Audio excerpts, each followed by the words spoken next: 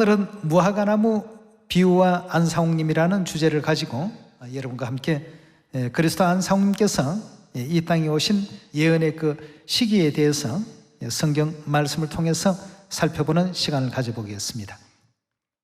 먼저 마태복음 24장 다 같이 한번 열어주시기 바랍니다. 24장 32절의 말씀 보시면 무화과 나무의 비유를 배우라. 그 가지가 연하여지고 잎사귀를 내면 여름이 가까운 줄 아나니 이와 같이 너희도 이 모든 일을 보거든 인자가 가까이 곧 문 앞에 이른 줄 알라 하고 했습니다. 마태복음 24장 이 장면은 참으로 중요한 어떤 그 의미를 담고 있습니다. 24장 3절의 말씀 잠깐 넘겨보시면 예수께서 감람산 위에 앉으셨을 때 제자들이 종용이 와서 가로되 우리에게 이르소서 어느 때 이런 일이 있겠사오며 주의 임하심과 세상 끝에는 무슨 징조가 있사오리까 라고 여기서 말하는 주의 임하심이라는 것은 예수님의 재림을 의미하는 것 아니겠습니까? 그 시기가 언제입니까? 라고 물었던 이 질문과 세상 끝에 일어날 여러 가지 그 징조에 대해서 제자들이 두 가지 질문을 예수님께 드렸습니다. 그 중에 주의 임하심이 언제쯤 이 땅에 오시겠습니까? 라고 여쭈었을 때 무화과 나무의 비유에 대한 설명을 해주고 계시는 가운데 있습니다. 무화과 나무의 비유를 배우라. 그 가지가 연하여지고 잎사귀를 내면 여름이 가까운 줄 아나니 이와 같이 너희도 이 모든 일을 보거든 인자가 가까이 문 앞에 이른 줄 알라라고 이렇게 예수님께서 일깨움을 주셨습니다. 자, 그럼 무화과나무 비유를 배우라고 했으니까 이 무화과나무에 대한 비유는 우리가 분명 알아야 되겠습니다. 이 예언에 대한 것을 배워놓지 않는다면 우리는 장차 이 땅에 오실 그리스도를 영접하지 못하는 이런 이제 안타까운 가운데 놓일 수가 있기 때문에 하나님께서는 그리스도께서 언제쯤 이 땅에 오실 것이다 하는 것을 무화과 나무에 대한 이 비유를 통해서 설명을 해 놓으셨습니다. 자, 그렇다면 그리스도께서 이 땅에 출현하시는 이 예언적인 시기를 잘 알지 못하고 그냥 이 사람도 내가 그리스도다, 저 사람도 내가 그리스도다 서로가 주장을 많이 하고 있는데 그 주장하는 대로 이리 쏠리고 저리 쏠리고 이렇게는 하지 말라고 했습니다. 거짓 그리스도들과 거짓 선지자들이 곳곳에 많이 출몰하게 될 것이다. 그러나 그리스도는 아무 때나 오시는 것이 아니다. 무화과나무 비유를 통해서 그리스도께서 언제쯤 오실 것이다 하는 이 예언의 그 시간을 너희가 알 수 있을 것이다 말이에요. 그럼 무화과나무의 비유에 대한 내용을 한번 공부해 보도록 합시다.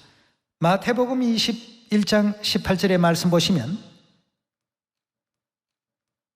이른 아침에 성으로 들어오실 때에 시장하신지라 길가에서 한 무화과 나무를 보시고 그리로 가사 잎사귀 밖에는 아무것도 얻지 못하신 고로 나무에게 이르시되 이제부터 영원토록 내게 열매가 맺지 못하리라 하시니 무화과 나무가 곧 마른지라 라고 했습니다.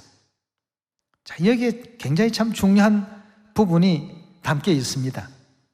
20절에 계속 보시면 제자들이 보고 이상히 여겨 가로되 무화과 나무가 어찌하여 곧 말라나이까? 21절입니다. 예수께서 가르사대 진실로 너희에게 이르노니 만일 너희가 믿음이 있고 의심치 아니하면 무화과 나무에게 이런 일만 할 뿐 아니라 이 산들어 들려서 바다에 던지우라 하여도 될 것이요 너희가 기도할 때 무엇이든지 믿고 구하는 것은 다 받게 될 것이다 하고 했습니다. 자, 여기 무화과 나무에 대한 이 비유의 말씀을 마가복음 11장에서도 담고 있습니다. 마가복음 11장 12절입니다. 이튿날 저희가 베다니에서 나왔을 때 예수께서 시장하신지라 멀리서 잎사귀 난 한 무화과 나무를 보시고 혹 그 나무에 무엇이 있을까 하여 가셨더니 가서 보신즉 잎사귀 외에는 아무것도 없더라. 이는 그 이유가 무화과의 때가 아님이라 하고 했습니다. 무화과 나무가 과일을 열 그런 철이 아직까지 안 됐다는 그런 뜻이죠. 이는 무화과의 때가 아님이라. 14절입니다. 예수께서 나무에게 일러 가라사대 이제부터 영원토록 사람이 내게서 열매를 따먹지 못하리라 하시니 제자들이 이를 듣더라고 했습니다. 아직 무화과가 과일이 열릴 만한 어떤 계절이 아닌데 예수님께서 무화과 나무에게 가셨습니다. 우리 예수님께서 무화과가 봄에 열리는지 여름에 열리는지 가을에 열리는지 겨울에 열리는지 그 철도 모르시는 그런 예수님이 아니십니다. 그런데 가서 열매를 얻지 못하니까 나무에게 뭐라고 했습니까? 이제부터 영원토록 내가 열매를 맺지 못하리라 하시니 무화과 나무가 곧 말라버렸더라고 했습니다.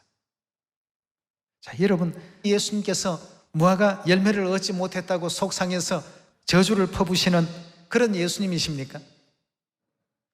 이런 일련의 모든 일들은 무화과 나무의 그 비유와 연관되어 있는 예언적인 예수님의 그 활동이었다는 사실을 확인할 수가 있습니다. 무화과 나무는 뭘 비유한다고 했죠? 이스라엘 민족 또 이스라엘 국가 이 자체를 무화과 나무에 비유해 놓으셨습니다. 누가복음 13장의 말씀 가운데서도 3년을 와서 내가 그 실과를 구하였으나 얻지 못하였다 하는 말씀이 또 계시지 않습니까? 그것은 예수 그리스도께서 침례받고 3년 동안 새 언약의 복음의 진리의 말씀을 이스라엘 백성들에게 전파하셨지만 그들이 종래 받아들이지 않고 결국 예수 그리스도를 십자가에 못 박는 것으로 3년 동안 와서 열매를 구하여도 얻지 못했다라고 표현하신 그 예언적인 장면 아니겠습니까? 자, 그렇다면 무화과 나무가 이스라엘 백성, 즉 이스라엘 국가를 상징한다는 것에 대해서 예레미야 선지자는 이렇게 예언하고 있습니다. 예레미야서 24장 3절의 말씀 같이 보겠습니다. 여호와께서 내게 이르시되 예레미야야 내가 무엇을 보느냐? 내가 대답하되 무화과이온데 그 좋은 무화과는 극히 좋고 그 악한 것은 극히 악하여 먹을 수 없게 악하니이다. 여호와의 말씀이 또 내게 임하니라. 가라사대 이스라엘의 하나님 여호와가 이같이 말하노라. 내가 이곳에서 옮겨 갈대아인의 땅에 이르게 한 유다의 포로를 이 좋은 무화과 같이 보아 좋게 할 것이라 하고 했습니다. 그럼 유다 포로라고 한다면 이스라엘 백성들이죠. 이스라엘 백성을 무화과에다가 비유를 해 놓으셨습니다. 6절의 말씀 보시면 내가 그들을 돌아보아 좋게 하여 다시 이 땅으로 인도하여 세우고 헐지 아니하며 심고 뽑지 아니하겠고 내가 여호와인 줄 아는 마음을 그들에게 주어서 그들로 전심으로 내게 돌아오게 하리니 그들은 내 백성이 되겠고 나는 그들의 하나님이 되리라. 나 여호와가 이같이 말하노라. 내가 유다 왕 시드기야와 그 방백들과 예루살렘의 남은 자로서 이 땅에 남아있는 자와 애굽에 거하는 자들을 이 악하여 먹을 수 없는 악한 무화과 같이 버리되라고 했습니다. 여기도 역시 악한 무화과든 좋은 무화과든 이스라엘 백성들을 비유하고 있습니다. 또 누가복음 13장에도 동일한 어떤 말씀이 기록되어 있지 않습니까? 누가복음 13장 6절의 말씀 보시면 이에 비유로 말씀하시되 한 사람이 포도원에 무화과 나무를 심은 것이 있더니 와서 그 열매를 구하였으나 얻지 못한지라. 과원지기에게 이르되 30세 침례를 받으시고 3년간 복음의 생애를 걸어가시며 천국을 선포하시고 천국 복음을 일일이 다 증거하셨습니다. 내가 3년을 와서 이 무화과 나무의 실과를 구하되 얻지 못하니 찍어버리라. 어찌 땅만 버리느냐? 대답하여 가로되 주인이여 금년에도 그대로 두소서. 내가 두릅하고 걸음을 줄이니 이후에 만일 실과를 열면이오니와 그렇지 않으면 찍어버리소서 하였다 하시니라 하고 했습니다. 이 비유 역시도 이스라엘 백성들을 무화과에 비유하고 있습니다.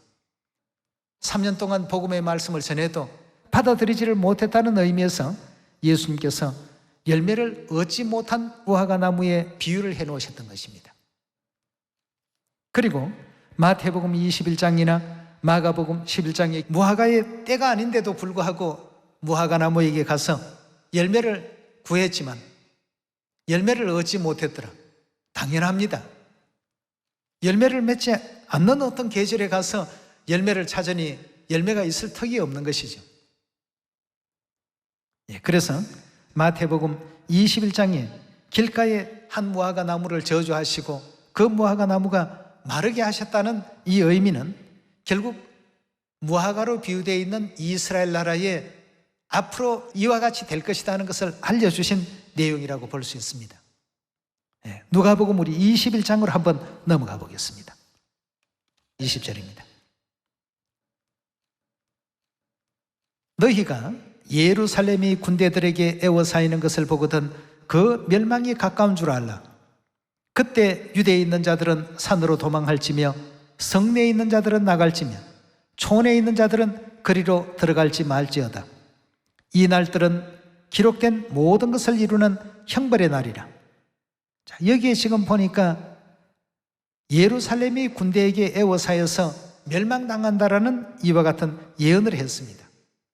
그럼 예수님께서 이 땅에서 이제 올리워 가시고 난 이후에 이스라엘 나라에는 어떤 변화가 이제 생기게 됐냐 하면 AD 68년경에 이제 베스파시아노 장군이 예루살렘을 이제 함락하기 위해서 침공해 들어왔습니다.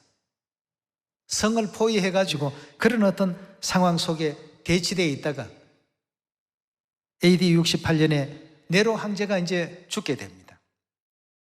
네로 황제의 이와 같은 죽음 때문에 베스파시아노 장군이 결국 로마로 이제 철수하는 그런 이제 입장이 되었습니다. 예수님께서 분명히 예언을 했습니다. 군대들에게 에워싸이는 것을 보거든 멸망이 가까운 줄 알라. 이런 어떤 그 예언의 그 말씀에 주목하고 귀를 기울였던 사람들은 베스파시아노 장군이 군대를 철수시킬 때 전부 예루살렘에서 빠져나왔습니다. 빠져나와서 펠라성이라는 곳으로 전부 피신을 갔죠. 그러나 남아있었던 이스라엘 사람들은 이스라엘 군대가 너무 용맹하기 때문에 두려워서 로마 군대가 철수하는 줄로 그렇게 착각을 했습니다. 결국 베스파시아노 장군이 황제에 등극하고 그 아들 티투스 장군이 이제 두 번째 침공을 합니다. AD 70년 침공이 시작되어서 결국 예루살렘이 완전히 함락이 되어버리게 되는데요. 그때 그 성 안에서 110만 명이 죽었다고 합니다. 9만 7천 명이 포로로 잡혀가게 되고 말이죠. 이런 이제 끔찍한 어떤 일이 벌어지게 될 것을 장차 이스라엘 나라가 독립주권을 완전히 잃어버리게 될 것을 예수님께서는 그 계절이 아님에도 불구하고 무화과에 열매를 구하러 가셨고 열매가 없다고 무화과 나무를 저주하시는 이런 어떤 예언적인 행동을 보이시게 된 것입니다. 과연 주 70년 티투스 장군의 두 번째 침공으로 말미암아서 예루살렘은 완전히 이제 함락되어 버리게 되었고 9만 7천 명 포로로 잡혀가게 되고 110만 명이나 되는 사람들이 그 전쟁에서 죽임을 당하는 110만 명이라고 한다면 이거 엄청난 숫자입니다. 이 숫자가 결국 다 죽임을 당했습니다.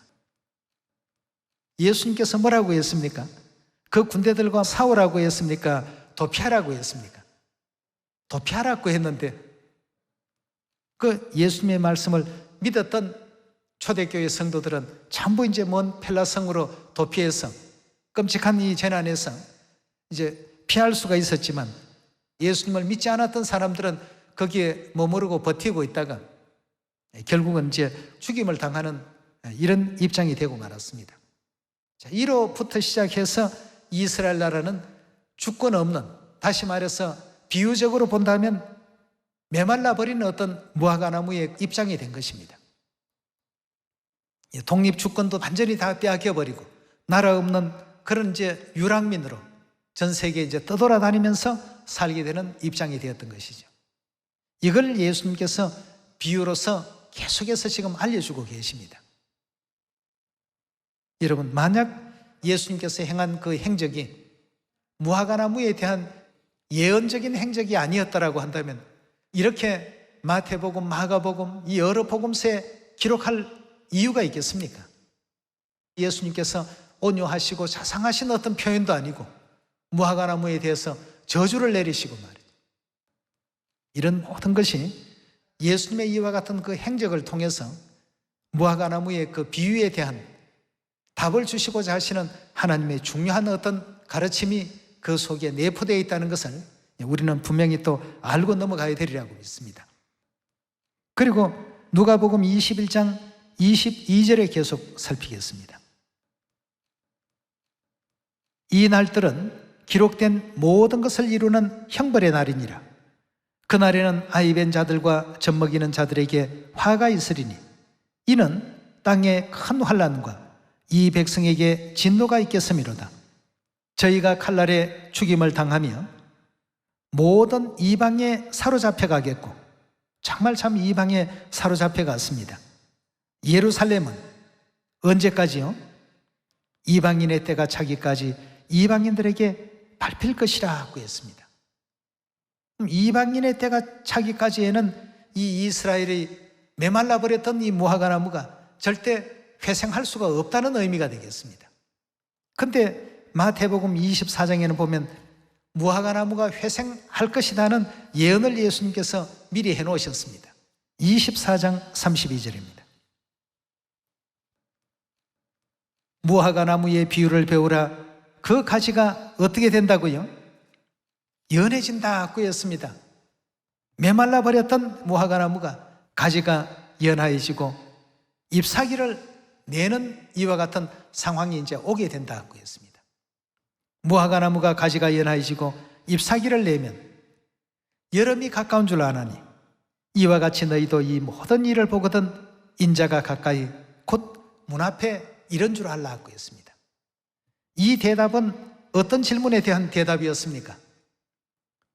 주의 임하심이 언제입니까? 라고 제자들이 24장 3절에 질문하지 않았습니까?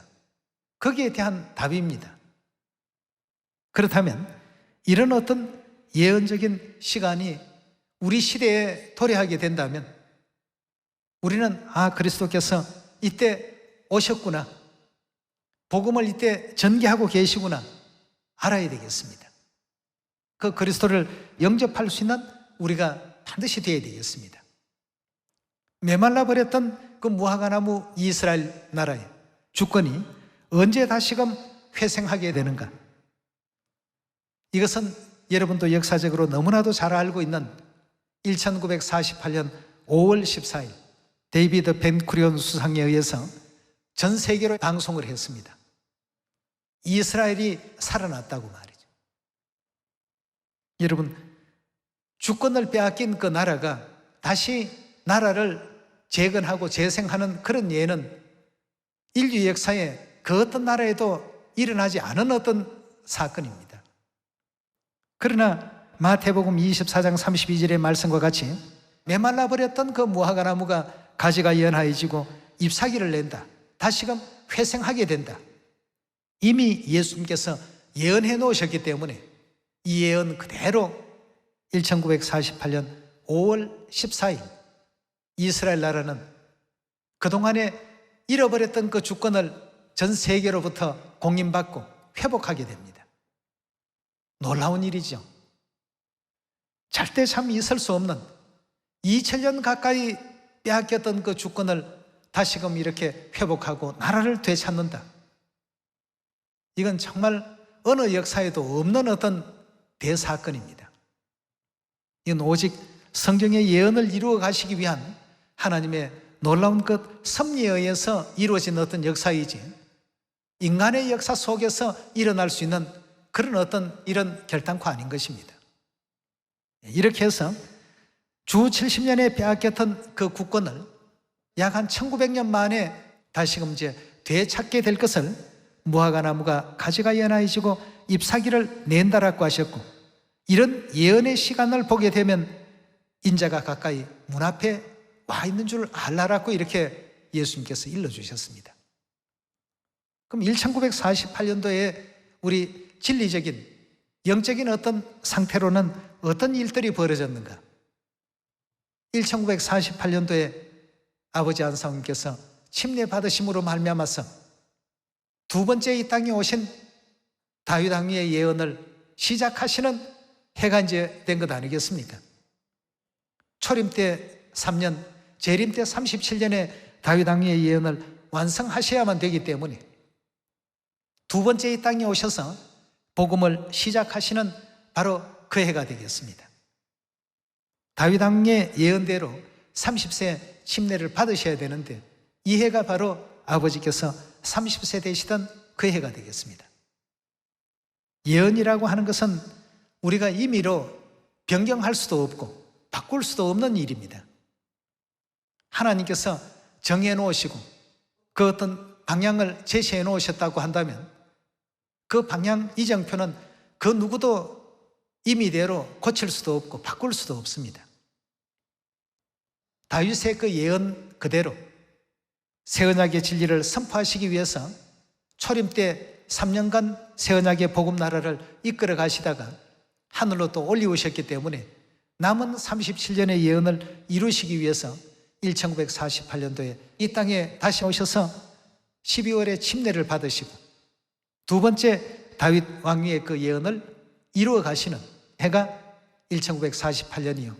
무화과 나무가 가지가 연하여지고 잎사귀를 내는 바로 이스라엘의 독립이 이루어진 바로 같은 한 해에 이루어진 역사가 되겠습니다. 성경은 예언했습니다. 무화과 나무가 가지가 연하여지고 잎사귀를 내면 누가 온 줄 알라고요? 재림 그리스도께서 문 앞에 당도에 계신 줄 알라고 했습니다. 참 놀라운 예언이 아닐 수가 없습니다. 아버지께서는 이때 침례를 받으시고 37년 다윗 왕의 예언을 온전히 이루시고 85년도에 이 땅에서 떠나시게 된 것이죠. 여러분, 이 땅에 수많은 어떤 거짓 그리스도, 거짓 선지자들이 난립되어 있고 자기네 교리가 가장 어떠인 것 같이 얘기하지만 성경과 선지자들의 예언을 따라서 이 땅에 오셨고 예언 따라서 하늘로 올리우신 분은 오직 아버지 안상님 외에는 없습니다. 우리는 이런 성경과 선지자들이 다 증거하신 확실한 그리스도를 모시고 이 초대교회 성도들처럼 이 시대에 이 코로나와 같은 이 절망의 시대에 구원을 받으려면 그리스도 안상님을 믿으시오, 하늘 어머니를 믿으시오, 담대히 또 증거할 수 있는 우리의 입술들이 다 돼야 되지 않나 하는 생각이 듭니다. 그렇게 해서 37년 마지막 이 복음의 생애를 걸어가시면서 미가 선지자의 예언과 같이 시온에서 왕이 되셔서 모든 것을 가르치시고 그 가르침 가운데 특별히 어린 양의 그 신부 되시는 하늘 어머니에 대한 가르침도 이제 이 땅에 남기시고 올리우시게 된 것 아니겠습니까? 이처럼 무화과 나무 예언을 따라서 이 땅에 오신 우리 아버지 안상님이십니다.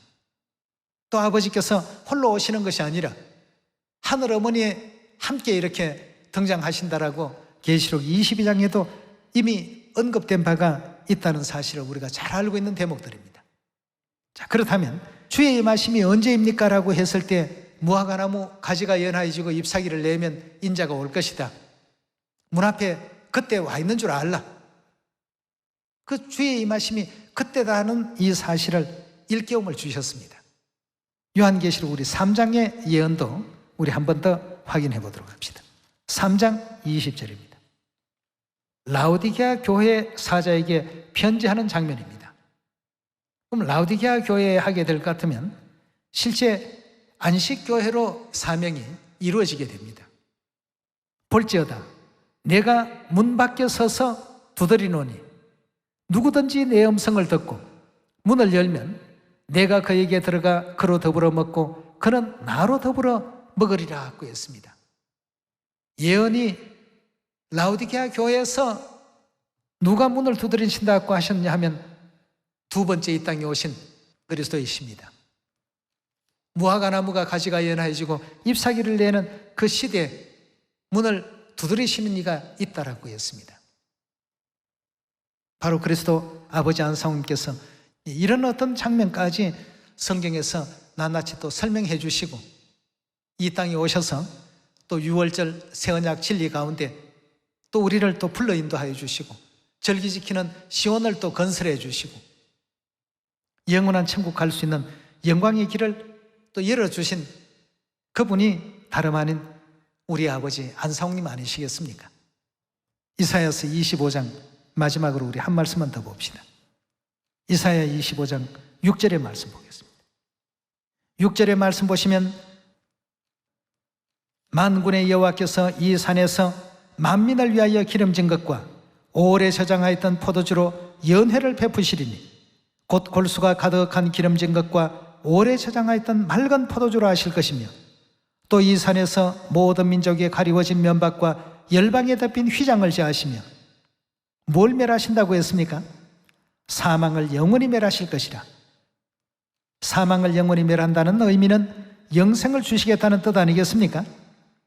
사망을 영원히 멸하시는, 즉 영생 주시는 데 사용된 이 포도주는 유월절 포도주 외에는 없습니다. 그럼 결국 이 땅에 오실 때 유월절 새언약의 진리를 가지고 오신다는 뜻 아니겠습니까? 주 여호와께서 그 모든 얼굴에서 눈물을 씻기시며 백성의 수치를 온 천하에 제하시리라. 여호와께서 이같이 말씀하셨나니라. 그날에 말하기를 이는 우리의 하나님이시라. 우리가 그를 어떻게 했다고요? 기다려왔다 하고 했습니다. 초림 이후로 지금까지 기다려왔습니다. 언제까지 기다릴까요? 언제쯤 오실랍니까? 무화과 나무가 가지가 연하여지고 잎사귀를 내는 그때 인자가 문 앞에 당도한 줄 알거란 말이죠. 우리가 그를 이제까지 기다려왔단 말이죠. 무화과 나무가 가지가 연해지고 잎사귀를 내는 그 시간을 기다렸으니 그가 우리를 구원하실 것입니다. 그가 우리를 구원하실 것입니다. 이는 여호와시라. 우리가 그를 기다렸으니 우리는 그 구원을 기뻐하며 즐거워하리라 할 것이며 라고 했습니다. 여기에 보니까 이분이 바로 우리의 하나님이시라고 거듭거듭 예언 속에서 모든 그 백성들이 환호하고 있는 그 장면을 하나님께서 보여주셨습니다. 참으로 오랫동안 그 뚜껑을 열지 못했던 유월절 포도주를 오셔서 이제 비로소 열어주셨고 사망을 없이 해주셨고 말이죠. 이걸 위해서 무화과 나무가 가지가 연해지고 잎사귀를 낼 때 그때 와서 문을 두드리겠다고 했습니다. 이런 일을 전부 이루신 이가 누구십니까? 여러분도 저도 너무나도 잘 알고 있는 그리스도 안상훈님 아니시겠습니까? 이런 무화과 나무의 예언을 따라서 이 땅에 오셔서 우리에게 새 언약의 진리를 또 선포해 주시고 절기 지키는 시온을 또 완성하시고 하늘 어머니를 깨우쳐 주신 그리스도 하늘 아버지 안상훈님, 우리 모든 시온의 자녀들이 마음 깊이 또 아로새기시고 아버지 어머니를 힘있게 또 증거해 봅시다. 뭐 그렇게 전하니까 사람들이 안 듣던데요. 여러분, 그건 우리 책임이 아닙니다. 듣든지 아니 듣든지 알리는 게 이제 우리의 역할이죠. 하나님의 어떤 모략이 있습니다, 여러분.